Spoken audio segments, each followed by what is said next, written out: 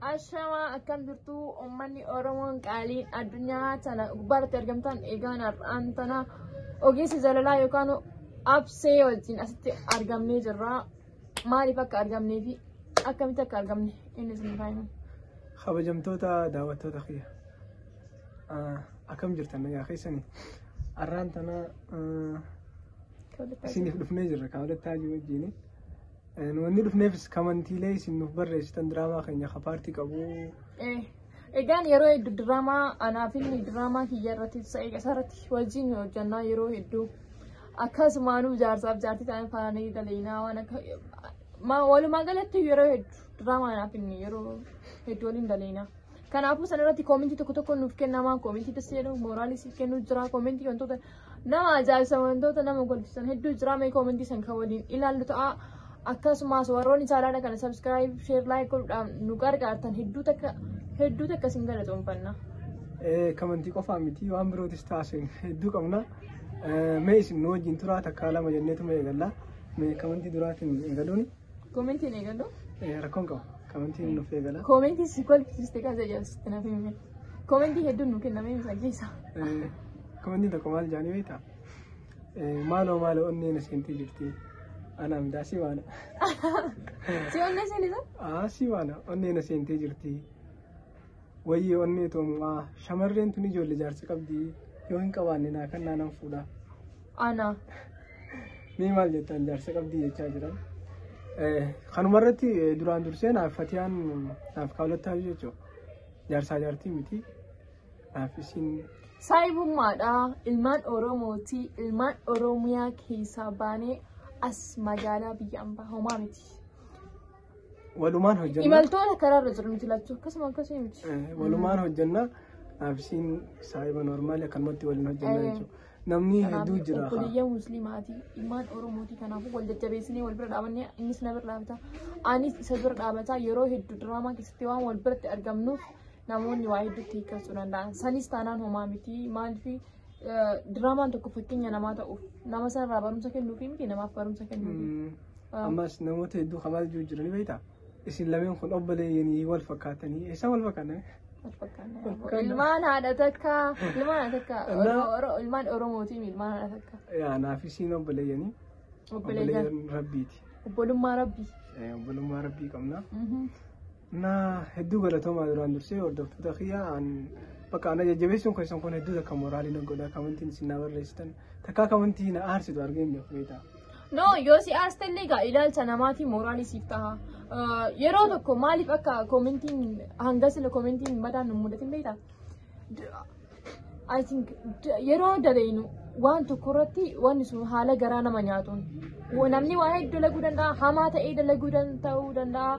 Kijibaa ta'ee hattuu ta'ee waa hedduu jiraam ture hangasila wanni anaaf inni irratti dalagaa jiru fakkeenyaaf diraamaa akka diraamaa deemsun mi'aan jireenya jaalalaa wajjin diraamaa jedhu san innis abbaa manaa gaarii anis haadha manaa gaarii ta'eetiin dalagee wanni sun waama jiru jechuun gaa nurratti hojjetamuu baatu wantoota naannoo keenya jiru namni akkasii ni jira garuu immoo obsaa fi sabrii yoo mingi kanaa sadarkaa guddaadhaan si gahuu danda'a. Akkasuma akkasii miti. Amma dubbii kanarratti kamanni kamaan jettanii beektaa? Akka har'aa boo'ee hin beeku maaliif seenaan tun seenaa dhugaatii hiriyaatii irratti seenaa mudattee jirti. Hanga ammaattis akkuma wanni kun mudatee jira warri isaanii adda bahaa jechaa jiranii. Isaanis warri isaa akkuma keessan nama biroo fuudhu qabdi yaa'anii isinillee akka jechaa jiran. Innaa du'aayii nu godhaa jettee jirti obboleettiin teenya.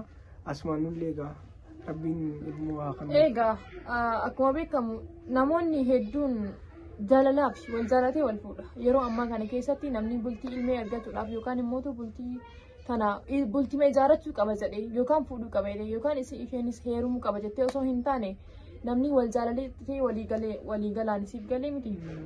Kanumaafuu maaliif isiin tun amma maal godhu qabdee jaalala wanni nama fidu bar jaalala. Yoo jaalalli obsiif sabriin jiraate rabbii kan kee kadhadhu yoo rabbitti hirkatte rabbii waan hunda siif kenna. Rabbiin ni kenna rabbiin haa kennuuf jennaani obboleettiin teenya tun yaada isii nuun geessee akka du'aayii goonuuf nu gaafachaa jirtu qofa osoo hin taane. Nutis du'aayii ni goonaa fi isinis du'aayii godhaa fi isiniin jecha. Daawwattoota keenya du'aayii godhaa fi Innaa kana qofaa miti waan hedduutu jira. Amma fakkeenyaaf nuti diraamaa waggaa daleenyu waan takka seenaa dhugaa irratti hundaa'ee takkaa waan takka kan ni tahaa jennee maqaa ni tahaa jennee yaadnu qofa irratti hojjenna. Namni yaada kana lafaa fuudhuu hin danda'u. Waan ollaan cinaatti dalagamaa jiru. Waan arguu jirru irraa fuunee barreessineeti akkasitti daleenu. Jechuun natti tole aayidiyaan kun natti toletteetuma hin daleedu. Yaa ammas wanni kun hawaasa keenya keessa ni jira nuti hawaasa keenya fakkaannee hojjenna malee hawaasa biraa fakkaannee hojjechaa hin jirru beektaa. Sirrii fakkeenya namaa ta'u. Ammas kamantiilee tokko tokko dasna jettirraa diraamaan keessan amantiin waliin faalleessanii kanaafuu akkanumatti itti fufaa waan amantiin wal faalleessaa hin hojjetinaa nuun jaalala guddaa beektaa. Innaa yaada keessaniif hedduu galatoomaa nullee yaada hin qabnu waan amantiin wal faalleessaa waan aadaa Oromootiin waan saafuu aadaa Oromoo cabsu yoomiyyuu hin daleenu. Ammas waan amantii keenyaa walitti sin buusu hin daleenu. Wantoota barnoota namaa qabanii fi gorsa dhaamsa namaa qaban daleena. Isinis nu faana jiraachuu keessaniin hedduu takka isin galtoofannaa akkanuma nu jajjabeessaa isiniin jenna. Ammas kamuti takka tamaal jettu jirani beektaa? Fatiyaan kaawwataa jiru jaarsanii qabdi wayim heerumtee jirti moo? Hin qabu jaarsa. Hanga ammaa hin qabu. Inshaallah rabbi haa jaaruuni. Gaaffii akkanaa kana anan gaafattan. Fuudhaaf heerumaa fi idduutii waan namarraan oollee. Gaaffii akkanaa kana silaa anan gaafachuu qaban si qofa gaafatanii beektaa? Maal bakka deemee kaanii? Anas na gaafadhaa. Gaaffii ni qabda isin hin jenneessa? Annaan hin jenne. Okay, na gaafadhaa anas. Ammas namoota hedduu waan jechuun kamanti isaan naa barreessan keessaa jajjabina gurguddaa irraa argu keessaa namoota bakka yeruma seenan ofiifillee subscribe godhanii kamanti irratti please ummata keenya ijoollee tanaaf subscribe godhaa jedhanii warrootan nu kadhatanii jira. Hedduu takka galatoomaa isiniin jenna warroonni akkasii. Hedduu takka galatoomaa ammallee asumaan namootni galatoomaa jechuun ifadhu jiranii beektaa. Yuutubaroota gurguddaa jechuudha. Isaanillee jajjabeessuudhaan nu bira dhaabachuuf gaachana nu ta'uudhaan wantoonni warroonni jajjabeessan hedduu jira fakkeenyaaf kan akka Jaaz Dirree jira, Marruu Shaw, Kadir Haramayaa. Ijoolleen hedduu jira walumaa galattuu warri maqaan kaasinis warri maqaa kaasnis hedduu galatoomaa hedduun jajjabeessitanii. Jazaa kallaa isiniin jenna. Inshaallah nutis jiraatee Oromoon aadaa keenya wal jajjabeessuun karaa amantaatiinis ta'ee karaa ummaatiin wal jajjabeessuun akkasii mira. Yaa boona laalli kaameraan absee maali abriitu diraamaa dalaguutti hin jirre. Innaa akkasiitii. Garuu waan tokko ni beektanii yeroo diraamaa daleenu amma ganama fa'aa gaafa halkan daddafee hirriibni nan fudhatu ganama na kaasee dhufee na kaasee itti himee gaafa sana akkam taate. Yeroo tokko maaltu nu mudate ganama. Gaafa paartii meeqaffaa daleenu paartii lammaffaa daleenu. Lammaffaa ture lammaffaa ture. Ganama itti himee kaawwataa jirutti himee haa ganama kanaan jettee. Ganama. Yeroo dabarsitee raftee yeroo dabarsitee rafteen isaa ganama ittiin bilbila haa keenaan jette hirriba deebite ammallee ittiin bilbila haa naan jettee hirriba deebite. Dhufee mana na kaase. Ammaan ta'ee hanga fuula dhiqadhu maal jedhee ammaan si bira dhufaa jedheen hayyee abdiin kaameramaan keenya manatti meequu jira dafin hin jettee naan jedhee dabiraa deeme. Yaa hirriba allaan ciisee rafee manaa dalagu ittiin jira diraamaa sana. Mana akkamitti dalaguun jiru dhufee kan taane kan jedhu wayinni rifadda fi qaanfadhee diddiqadhee akkasumatti daddafee. Dhugaa guyyaa san dirqitti fuudhee isii muyi dhuga isheenii. Achitti haamamuu bachaa. Dirqama kiyya baadhee beekne aartii Oromoo guddisuu irratti uummata keenyaaf fakkeenya ta'uu irratti wal jajjabeessuu irratti dirqama kiyya gizee irra fuqama. Wanni kana kun nama mudata waayiduu nama mudata. Fakkeenyaaf meeshaa maal faasi mudate. Yeroo diraamaa daleenu nama dhabnamu. Maal diraamaa ga'ee. Kun qofaa miti beektaa. Nama hojjetu hundarrattu rakkoon ni mudata. Gara naannoo keenyaa kan namni diraamaa dalagu hedduu jira. Garuu maalidhaa? Wantan jedhan bakka dalagaa qabna biiziidhaa maalidhaa? Haa wal jajjabeessinu guyyaan hunduu ni dabra. Akkasuma akkasii miti ni dabra. Wal jajjabeessuun amma dirqama keenya. Dirqama keenya. Dirqama keenya yoo wal jajjabeessine malee. Amma yuutubaroota biroo ilaalame dhugaa rabbi yeroon yuutuuba keessa deddeemee ilaalu fakkeenyaaf ijoollee Somaaliin ilaalaa ijoollee Amaaraa jira ijoollee jechuun gosa hedduu jira miti ilaalta bara kana hunda ilaalta Oromootiin wal cinaa qabeeti ilaalee yeroo hedduu waan ta'eef hin beeku subscribe keenya gadaanaa viiyuun keenya gadaanaadha laayikiin keenya gadaanaa namni keenya bakka ni jira miti namoota tokko malee kanarratti hedduu wanta hin qaban. Innaa maqaa Oromummaatiin isin gaafadha. Nu qofa osoo hin taane ijoollee Oromoota dadhabdee waa daleedu hundumaafuu laayikii illee godhaa, sabskiraayib illee godhaa. Yoo dandeessanii isaanirra wayyaa taatan sheer godhaaf namootan biroo biraas gaaf.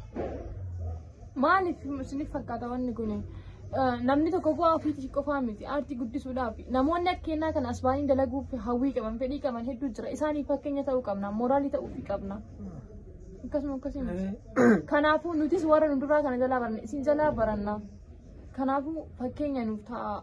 Nutis fakkeenya warra nu gadiitiif dhaloota qubee nu gadiitiif fakkeenya ta'aa deemna. Asumaanuu gaafii takkaan Ammaas gaafii takkaan si gaafadha. Aktaroota Oromoo takkaa ijoollee diraamaa daleedu Oromoo warra si dura jiran keessaa eenyu akka fakkeenyaatti fudhatta wayim eenyu fakkeenya siiftee fakkeenya guddaa eenyu ilaaltee hawwiin kun si keessatti uumamu. Ani faaya jiruuti gaa maaliif ishiin na cidhaa ture. Yeroo an gara diraamaa kanaa yookaan immoo kaameeraa fuulduraan dhiyaatinitti faayisaa fi Ifraa maamileetiin arguu jira. Faaya jiru jechuun nama konfiidaansii ofitti qabu. Ifraa akkasuma ammaas Itoophiyaa jirti. Rabbi nagaa nu haa deebisu. Maalidhaa achitti yeroo daleedu fakkeenya warra keenyaa haadha harmee keenyaa maaliif fakkeenya nama maaliif fakkeenya nama hedduu asirra daleessu galeemti haadha rakkattu ta'uu dandeetti waa hedduu dandeetti quuqamaa nama keessaa namoota ol baasanii rakkoo fi himachuu hin dandeenye jira siif galeemi bifa karaa diraamaatiin wanti hundi firmaatanii argata akkasuma akkasii miti mooraalii sii godhe kun immoo akka isiin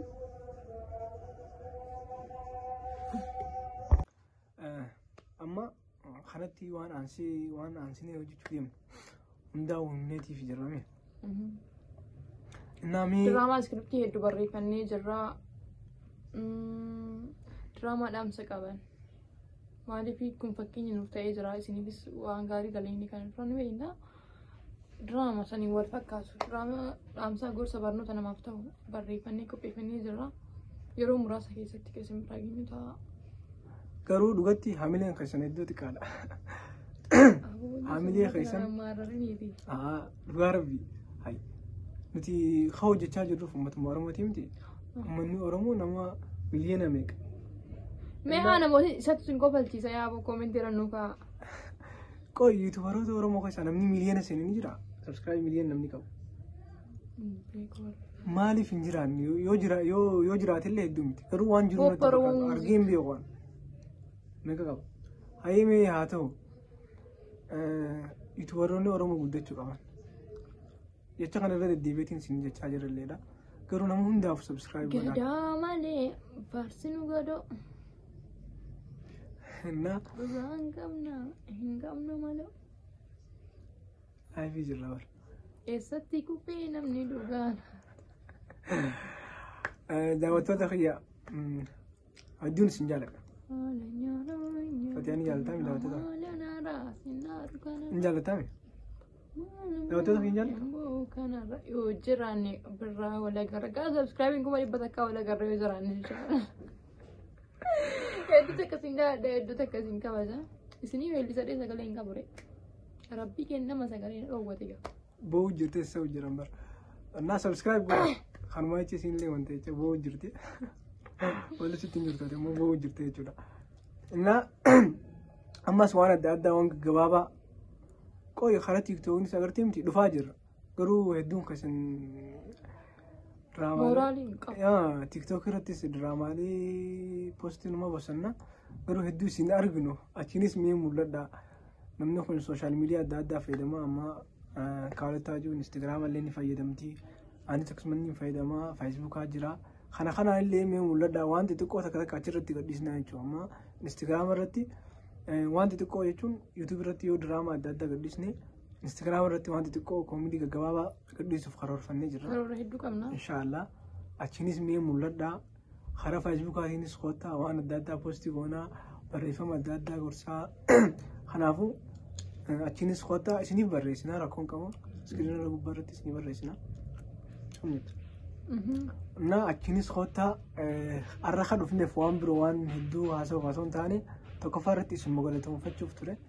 Hedduu takka galatoomaa nu jajjabeessitanii jirtanii nucina akka jirtan nu agarsiistanii jirtanii yaa እና hedduu galatooma gaafilee keessanii sundan deebisne silaawun hin beekaa takkuma takka isin tuttuune inshallah itti qophoofne guyyaa tokko gaafii qofa deebisne asoo haasoo takka jidduu hinaansine asoo hara biroo hin laalle gaafii isin nu gaafatan qofa deebisne yoo rabbi jee inshallah rabbi warra wajjin turun waa godhu inshallah rabbi hundumaa dheeriso hayigaa viidiyoon teenya sanarra yaa asuma irratti laayivii keenyarraa golabna ni baana afaanumun beeksa viidiyoon teenya sanarraa asuma irratti golabna warroonni hanga ammaan hordofaa turtan hedduu takka galatoomaa isiniin jenna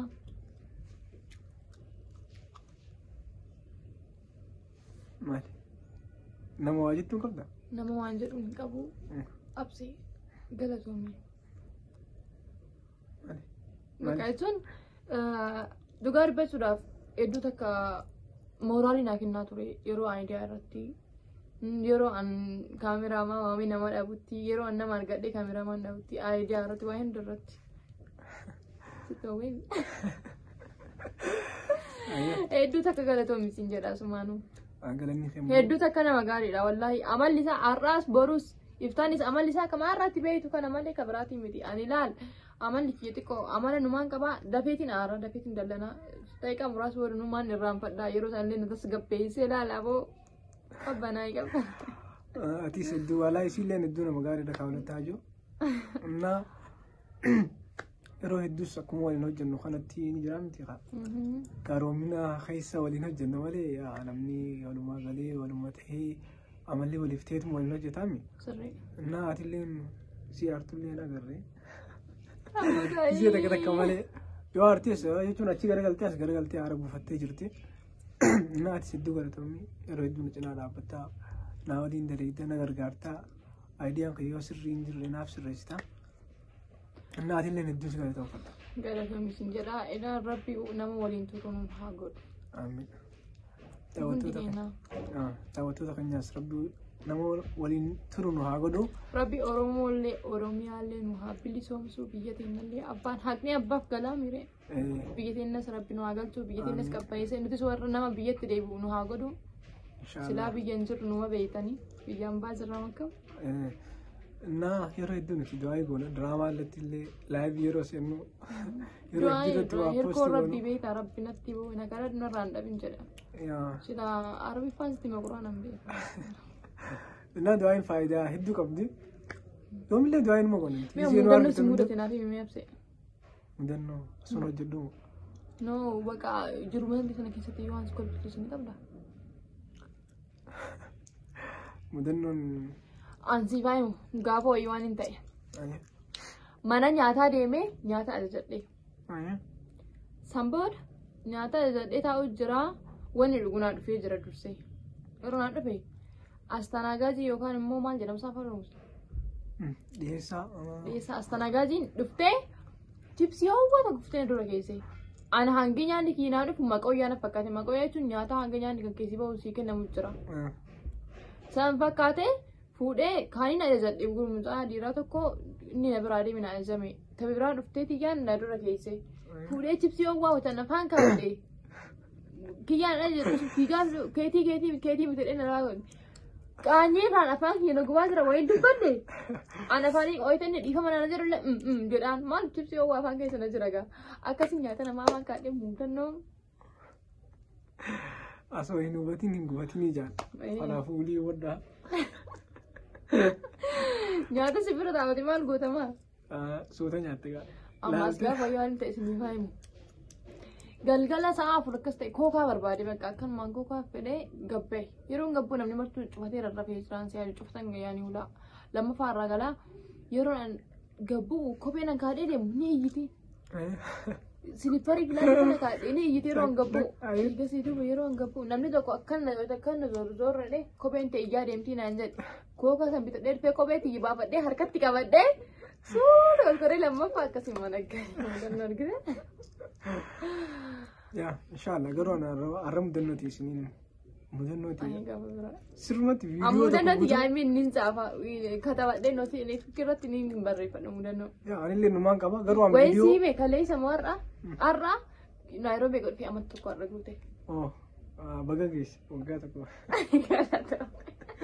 Naayiroobii waggaa tokko ga'eetiin. Baga geessi jaan. Na erga jiru haaree jalqabdee erga jiru biyyaan baa jalqabdee amata tokko geessee jirti jechuudha. Anillee Afaan inshaallah. barachuun natti ulfaate hedduutu. Inshaallah anillee waa xiqqoo naafe. Wallaahi. Wallahi waa xiqqoo naafe baatii waa xiqqoo naafe. Inshaallah anis akka fatee kanatti. Imaltoota yaa'anii nuti nama karaan jiru bara. Rabbiin bakka aanneef nu haa gahu. Naa isin dheeressinee daawwattoota keenya asumaan. Assalaamu alaikum wa rahmatullahi wa barakaatuhu isin jenna. Horaa bulaa. Deebanaa dagaagaa.